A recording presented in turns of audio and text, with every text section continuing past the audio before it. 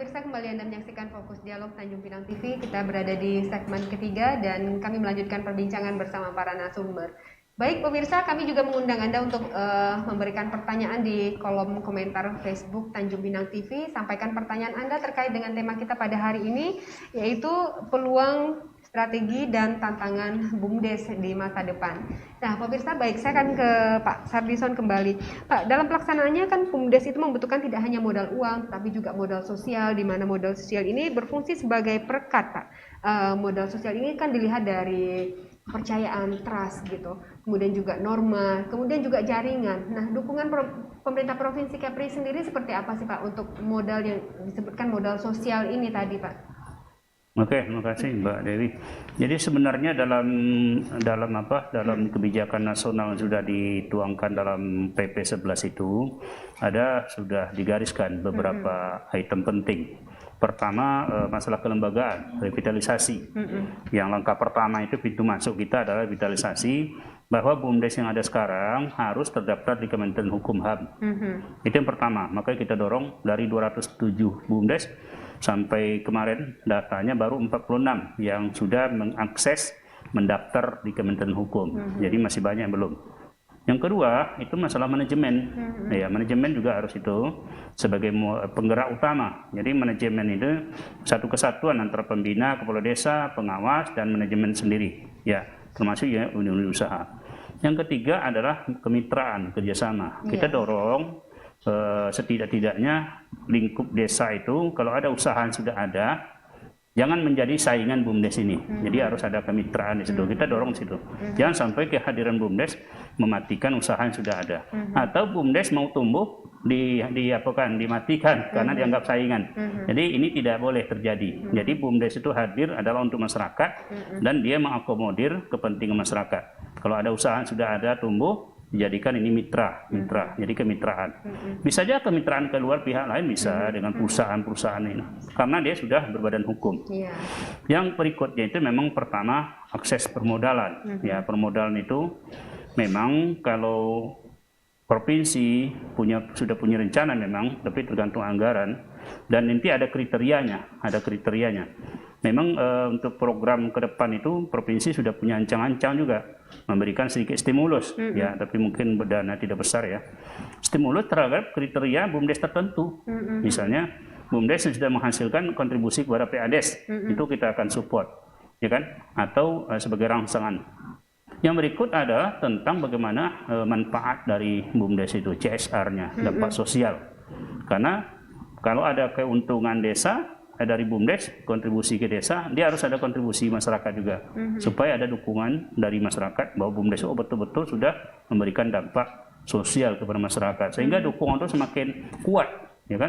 Kalau seluruh masyarakat sudah bersatu, menjadikan BUMDes sebagai wadah utama untuk menampung potensi ekonomi, dan itu menjadi saluran untuk kerjasama keluar. Ini kan menjadi sesuatu kekuatan. Saya mengutip pernyataan Pak Gunur, BUMDes ini sebagai sleeping giant, artinya raksasa tidur. Ini saya kutip bahasa Pak Gunur. Dalam dukungan itu menyatakan bahwa kalau ini bangkit, ini kan sebuah kekuatan ekonomi yang tidak bisa dianggap enteng gitu. Tapi itu tadi, jangan jadikan BUMDes sebagai saingan dan tak boleh BUMDes juga mematikan usaha-usaha yang sudah ada. Itu intinya. Artinya saling bermitra juga gitu, harus Pak, bermitra. Ya? Dan kemudian untuk jaringan keluar juga bisa bermitra dengan perusahaan-perusahaan. Bisa, Aida. Oke. Baik. Nah, pemirsa, saya akan sekarang ke Pak Sofyan. Pak Sofyan, kan pemerintah provinsi kan sudah mengeluarkan kebijakan-kebijakan juga, pemerintah kabupaten gitu. Nah, BUMDes sendiri seperti apa responnya Pak terhadap kebijakan-kebijakan tersebut? Kebijakan yang dari provinsi sangat luar biasa. Kemarin kan kayak tanggal 13 itu ada terbentuk tim terpadu. Kemudian tanggal 28 Pak Sardison sudah mengumpulkan kami pada BUMDes memberikan arahan-arahan tentang BUMDes. Ini sangat luar biasa karena kan selama ini kan BUMDes kan kami sering berkomunikasi dengan dinas PMD kabupaten, ya. Tapi dengan adanya 3 provinsi ya, ini akan lebih membuat kita lebih maju.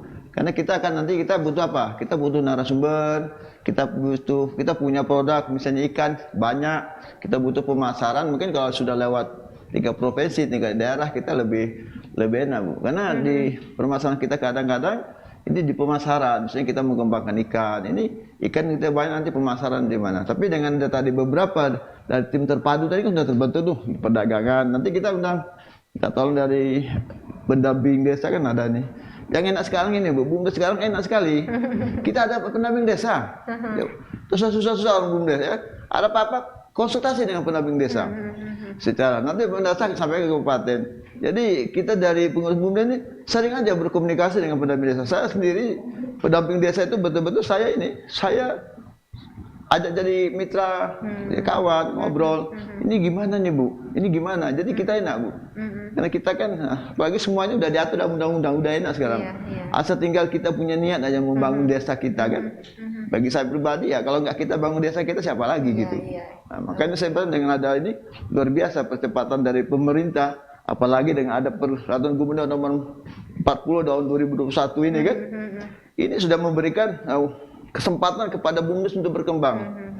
Jadi kayak kami sekarang tergolong BUMDes berkembang. Kita targetkan bagaimana setahun atau tahun kita bisa maju ya. Udah betul kalau bisa mandiri.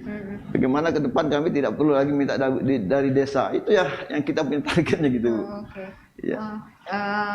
Baik, mungkin saya ke Pak Roni. Pak Roni, kalau misalnya di satu desa tersebut ada beberapa potensi begitu, dan misalnya untuk mitra perdana nih sudah ada di Teluk Sasa. Nah, di Teluk Sasa ini apakah boleh berdiri lagi satu BUMDes begitu Pak, atau cukup satu desa BUMDesnya? Baik, terima kasih Mbak Sarah. Pada prinsipnya BUMDes tetap satu di dalam satu desa. Hanya pengembangan usahanya boleh banyak. Boleh banyak. Jadi seperti di Teluk Sasa ini ada beberapa unit usaha, perdagangan boleh, ada trading, ada penyewaan kios-kios, atau unit usaha desa wisata, atau unit usaha penjualan barang-barang kelontong. Itu disesuaikan dengan kajian potensi desanya. Jadi mau berapa banyak unit, yang penting kita ingin dorong bahwa desa dan BUMDes bisa fokus dan konsentrasi.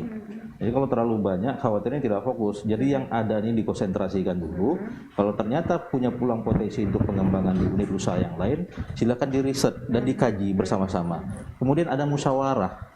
Jadi BUMDes lapor ke kepala desa, dimusyawarahkan bersama-sama dengan BPD. Musyawarah kira-kira kami mau pengembangan usaha lagi di sektor ini. Karena nanti pada gilirannya ketika BUMDes mengajukan penyertaan modal, harus ada keterlibatan BPD di situ. Nah, sehingga sinergisitas antara BPD, kepala desa, BUMDes bisa terwujud dan komunikasinya bisa bagus. Gitu. Pak, sebenarnya kalau untuk di Kabupaten Bintan ini apa sih Pak sebenarnya tantangan yang harus dilakukan oleh BUMDes ini yang 36 desa itu Pak? Baik, karena setiap desa memiliki memiliki masing-masing potensi begitu ya Pak ya? Melanjutkan tadi penjelasan dari Pak Sardison, pada prinsipnya adalah pertama kemauan dan keinginan. Nah, bagaimana pengurus BUMDes mau dan mampu menerjemahkan visi misi kepala desa dalam sisi pengembangan ekonomi. Nah, ketika koordinasi dan komunikasi ini tercipta dengan bagus, kami yakin tidak ada masalah yang tidak terselesaikan. Kendala secara umum adalah seperti yang disampaikan Pak Kadis tadi, adalah di kemampuan SDM. Teman-teman karena mungkin belum mencoba di dalam segmen pengembangan usaha ini, sehingga ngerasa sebelum masuk itu udah ngerasa kami nggak mungkin bisa nih Pak, kami nggak mungkin bisa.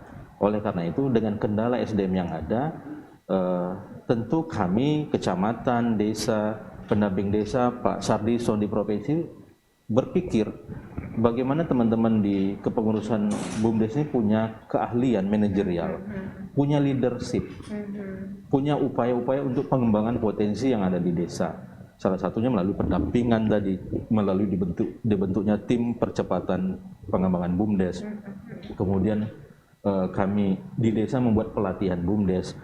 Kami di kabupaten berkoordinasi dengan Kemendes juga, beberapa program kegiatan di Balatmas Pekanbaru itu alhamdulillah bentuk pelatihan peningkatan kapasitas BUMDes itu hampir setiap tahun ada di Bintan. Jadi program Kemendes melalui Balatmas Pekanbaru itu insya Allah Pak Sardison setiap tahun kita dapat alokasi untuk peningkatan kapasitas pengurus BUMDes. Nah barusan ini kemarin kita bersinergi dengan BPKP. Kemudian insya Allah ke depan lagi nanti akan bersinergi dengan institut pemerintah dalam negeri di dalam hal peningkatan pengembangan badan usaha yang ada di desa. Kemudian kemarin kita juga pernah bekerja sama dengan Umrah. Insya Allah hari Senin nanti kita juga bekerja sama dengan Unibrau, Universitas Brawijaya dalam program Doktor Masuk Desa. Segmennya itu pengembangan badan usaha milik desa. Nah, ini beberapa langkah upaya terobosan. Tujuannya adalah untuk meningkatkan wawasan teman-teman di pengurus BUMDes, bagaimana kemampuan dan kepiawaian di dalam meriset, mengkaji potensi di tata kelola keuangan BUMDesnya, kemudian di decision makernya, bagaimana memecah kebuntuan, membentuk unit-unit usaha baru, kemudian tujuannya adalah PAD desa meningkat. Gitu. Baik, baik.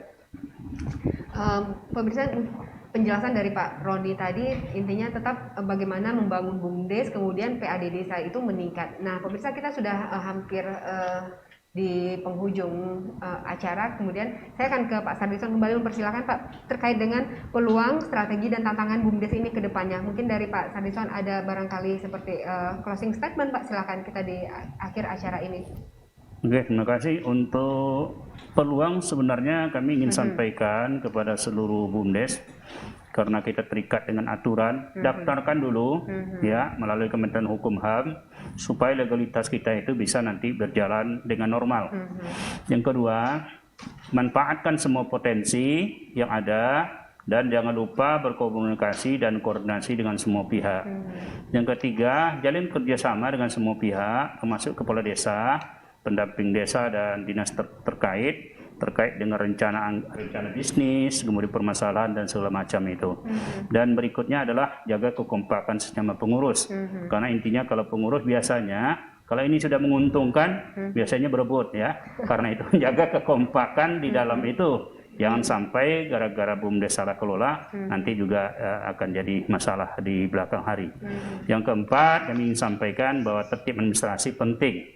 Pencatatan aset jangan dilupakan. Mungkin itu harapan, tantangan dan peluang bagi kita untuk BUMDes ke depan. Tapi yakinlah, sepanjang masyarakat mau, pemerintah mendukung, dan semua komponen stakeholder mendukung, semuanya akan menjadi sebuah hasil yang tidak akan sia-sia. Mungkin itu Mbak Dewi Sarah. Terima kasih. Salam berdesa ya untuk penggiat desa di mana saja berada, dan salam hormat untuk kita semua. Mudah-mudahan misi besar kita ini bisa terwujud. Baik. Terima kasih Pak Sardison. Nah, mungkin saya ke Pak Sofyan terlebih dahulu nih Pak. Barangkali nih yang sebagai pengurus BUMDes di Teluk Salsah nih Pak, harapan Bapak apa nih untuk BUMDes ke depannya? Harapan saya ke depan tentu BUMDes Teluk Salsah lebih maju. Lebih maju, bisa nanti dengan aturan sekarang ini enak Mbak. Kita kan ada dapat sertifikat dari Kementerian Hukum tentang BUMDes. Itu sangat mantap sekali bagi kami, karena kami kan berdekatan dengan kawasan industri. Jadi kan kadang-kadang orang nggak kenal BUMDes itu apa sih di kawasan. Nanti kalau kita sudah ada sertifikat dari Kementerian Dalam Negeri, kami yakin dan sangat optimis kita bisa meningkatkan PADes. Karena di kawasan industri sana kan nggak usah kita bicara yang muluk-muluk ya. Kita bisa handle dari sampah atau pemotongan rumput dan semuanya, yang kecil-kecil aja kemampuan masyarakat kita di kampung. Itu sudah luar biasa. Jadi saya sangat optimis untuk desa Teluk Salsah ini ke depan BUMDesnya harus berubah status menjadi yang maju dulu.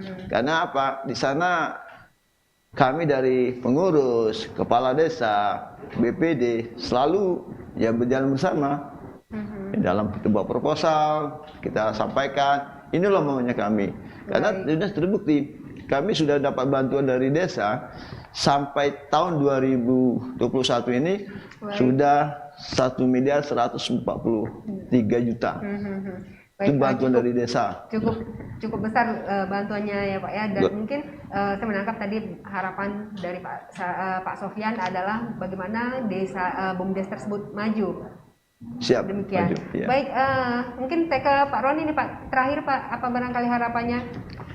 Baik, tentu harapan kami sama dengan Pak Sardison. Posisi pemerintah ini memberikan supporting, motivasi dan semangat. Kita tentu sangat berharap kepala desa sebagai pemangku kepentingan yang tertinggi di tingkat desa mampu merangkul BUMDes, bekerja sama dengan BPD, mendudukkan segala macam persoalan secara musyawarah dan mufakat, menjaring, menggali ide dan gagasan, sehingga BUMDes memang betul-betul diberikan kemandirian, diberikan keleluasan di dalam mengeksplor segala macam potensi yang ada. Nah, mengulang kembali tadi, pada gilirannya adalah PAD meningkat, kesejahteraan rakyat memang betul-betul menjadi prioritas dalam pembangunan yang ada di desa. Sehingga SDGs desa sesuai dengan petunjuk Kementerian Desa betul-betul kita dapat aktualisasikan bagaimana menanggulangi kemiskinan, bagaimana meningkatkan ekonomi, bagaimana membuka lapangan pekerjaan yang seluas-luasnya yang ada di desa. Demikian, Pak. Ya, rasanya pemirsa saya tidak ingin memberikan komentar lagi karena sudah cukup lengkap yang disampaikan oleh Pak Sardison, Pak Roni, kemudian juga Pak Sofyan. Dan pemirsa, demikianlah perbincangan kami pada Fokus Dialog hari ini. Terima kasih untuk Anda yang telah menyaksikan. Dan pemirsa, Fokus Dialog dapat disaksikan pada setiap hari Selasa, Rabu, dan Jumat setiap pukul 10 setiap minggunya. Dan pemirsa, demikian perbincangan kami. Sampai jumpa pada Fokus Dialog episode berikutnya. Saya Dewi Sarah dan seluruh kru yang bertugas pamit undur diri. Assalamualaikum warahmatullahi wabarakatuh. Sampai jumpa.